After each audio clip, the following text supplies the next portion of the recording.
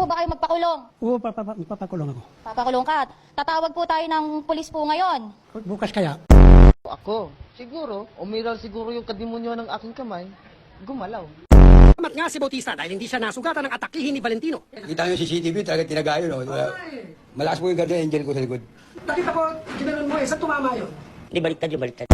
Unang pinuntirya, mga manguhula na kanya-kanyang pwesto sa Plaza Miranda.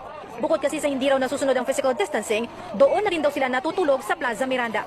Pinaalis sa Team Hawker sa mga manguhula, pati ang kanilang mga gamit at basura, pinaligpit. Hirit nila sa mga manguhula. Dapat inuulangan nyo na mahuli kayo.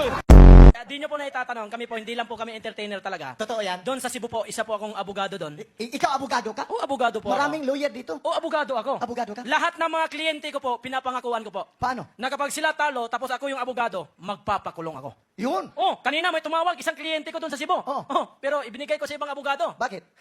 Kalalabas ko lang sa kulungan.